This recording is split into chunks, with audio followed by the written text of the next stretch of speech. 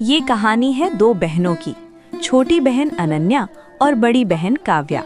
दोनों की शादी बहुत कम उम्र में कर दी गई थी, लेकिन दोनों की किस्मतें एक जैसी नहीं थीं। एक दिन आंगन में बैठी मालती देवी दोनों बहनों की मां अनन्या से प्यार भरे स्वर में बोली, बेटी अनन्या, आज तो फिर अपने ससुराल जा रही है। तेरे जाने के बाद घर कितना सूना लगने लगेगा। माँ आप भी ना, मैं कोई बहुत दूर थोड़ी जा रही हूँ, आती जाती रहूंगी। वैसे आज मेरे पति खुद मुझे लेने आ रहे हैं। कितना ख्याल रखते हैं मेरे दामाद जी, तुम्हें खुद लेने आएंगे। माँ, मेरे पति ने भी आ जाने की बात कही थी, लेकिन कुछ काम की वजह से नहीं आ पाएंगे। उन्होंने कहा है कि मैं अकेली आ जाऊं। तो जाना, तुझे किसने रोका है? वैसे भी तू रहे या ना रहे मुझे कोई फर्क नहीं पड़ता। आखिर तू है ही किसकी?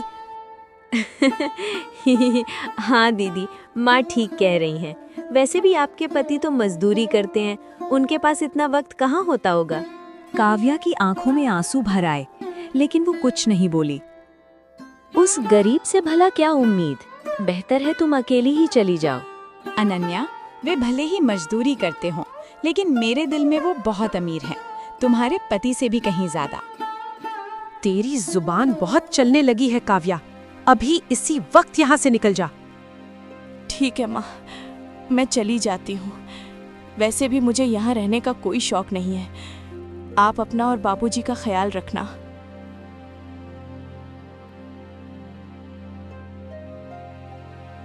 इतना कहकर वो अपना छोटा सा बैग उठाकर घर निकल पड़ी। दरवाजे के बाहर आकर वो मन ही मन बोली, एक दिन यही अपमान मेरी ताकत बनेगा माँ, देख लेना। बाहर रास्ते में काव्या को एक ऑटो वाला चाचा मिला। चाचा जी, क्या आप मुझे मेरे घर तक छोड़ देंगे? आओ बेटी, बैठ जाओ। वैसे भी आज कोई सवारी भी नहीं मिली।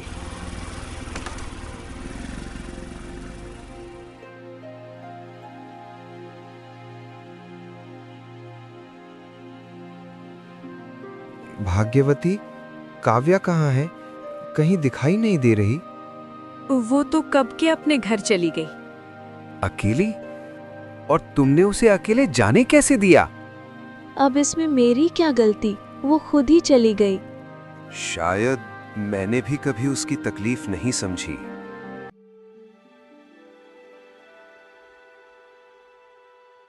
अरे काव्या, तुम्हें आने में इतनी देर क्यों हो गई? अरे वो ऑटो रिक्शा टाइम से नहीं मिला, इसीलिए थोड़ा लेट हो गया। कल मैं तुम्हारे साथ बाजार चलूंगा और आज पूरा दिन तुम्हारे साथ बिताऊंगा।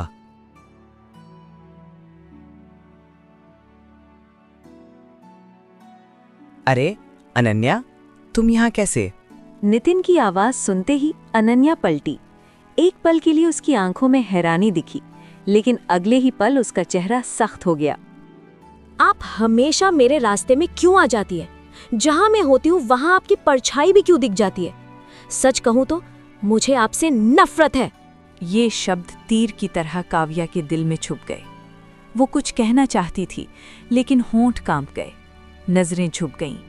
नितिन सब कुछ देख रहा था, अनन्या की आंखों में जहर और काव्या की खामोशी में छुपा दर्द। बहुत हो गया, अब हर बार चुप रहकर अपमान सहने का वक्त खत्म। किसी की अच्छाई को उसकी कमजोरी समझना अब मैं बर्दाश्त नहीं करूंगी। उसी समय रास्ते में एक बूढ़े ऑटो रिक्शा वाले चाचा मिल गए। चेहरे पर थकान, आंखों में चिंता और आवाज में बेबसी। आज पूरा दिन निकल गया बेटा, एक भी सवारी नहीं मिली। घर में आटा तक खत्म हो गया है, पता नहीं बच्चों को क्या खिलाऊंगा। भाग्यवती, हमारे पास जो है इन चाचा को दे देते हैं। हाँ जी, यही सही रहेगा। आज किसी का पेट भर जाए तो दिन सफल हो जाता है। काव्या ने खुद आगे बढ़कर सामान चाचा के हाथों में रखा। चाचा की आंखें भर आईं, कांपते हाथ जोड़कर बोले, भगवान तुम्हें हमेशा खुश रखे बेटी। आज लग रहा है कि अभी इंसानियत जिंदा है। अनन्या दूर खड़ी सब देखती रही। उसके चेहरे पर कोई भाव नहीं था, न शर्म न पछतावा।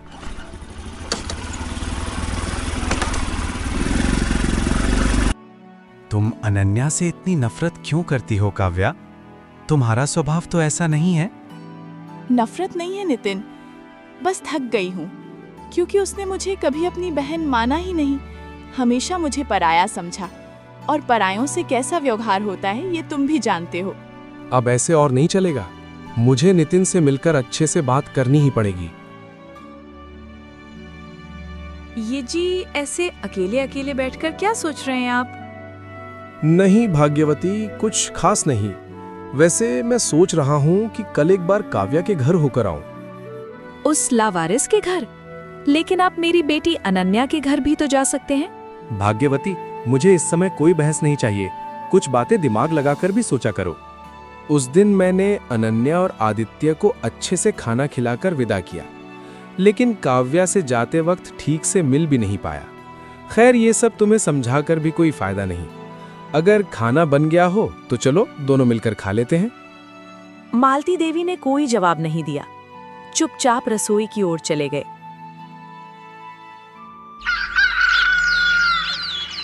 अगली सुबह आंगन में रखी चारपाई पर नितिन बैठा था, हाथ में चाय का कप, आंखों में चिंता की हल्की परछाई।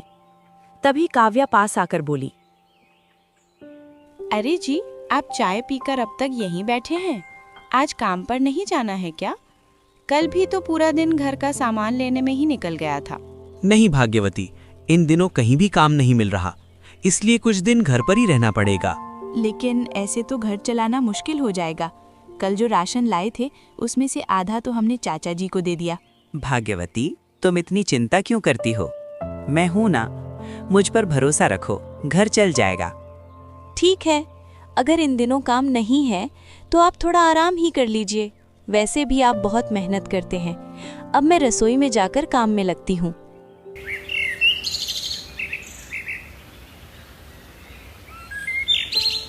इधर अनन्या की सजी धजी दुनिया, शहर के बड़े से फ्लैट में अनन्या आईने के सामने खड़ी थी। महंगी साड़ी, गले में गहने, हाथों में चूड़ियां, सब कुछ परफेक्ट। आईने में खुद को देखते हुए उसने मुस्कुराकर कहा, सच ही तो है, किस्मत हो तो मेरी जैसी हो। तभी आदित्य बाहर से थका हारा अंदर आया। अनन्या, आज ऑफिस में माहौल कुछ ठीक नहीं था। क्यों? कंपनी में बहुत घाटा चल रहा है। कई लोगों की नौकरी जा चुकी है। मुझे भी डर लग रहा है कहीं मेरी भी नौकरी न चला जाए। डर? तुम्हें डर किस बात का? तुम्हारी नौकरी थोड़ी जाएगी। तुम कोई मजदूर थोड़ी हो कि एक दिन काम न मिला तो घर भूखा रह जाएगा। आदित्य चुप हो गया। उसकी आंखों में पहली बार चोट थी, किस्मत का पहला झटका।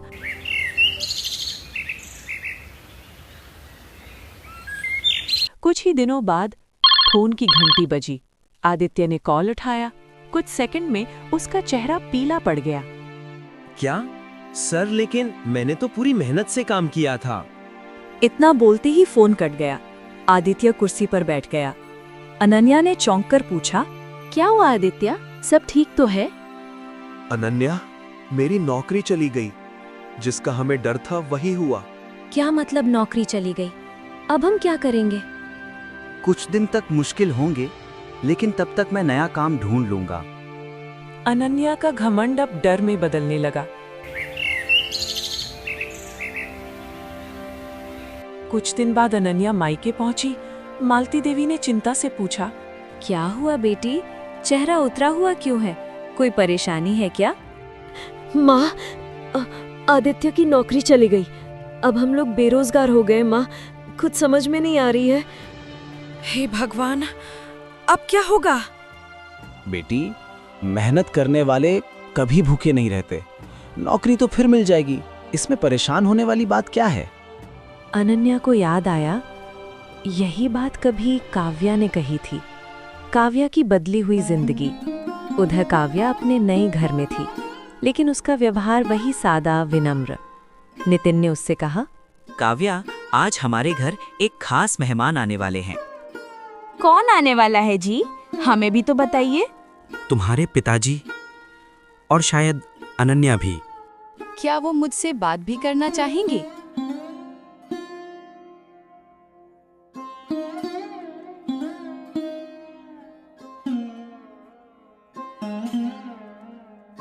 इतना बड़ा घर, ये किसका है पिताजी? बेटी, यही तो है काव्या का घर। काव्या घर से बाहर निकलती है। जैसे ही वो आंगन में कदम रखती है, उसकी नजर सामने खड़े लोगों पर पड़ती है।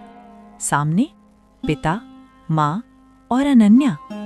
काव्या की आंखें भर आती हैं और अनन्या पूरी तरह सन्न रह जाती है। उसकी सांसें रुक सी जाती हैं।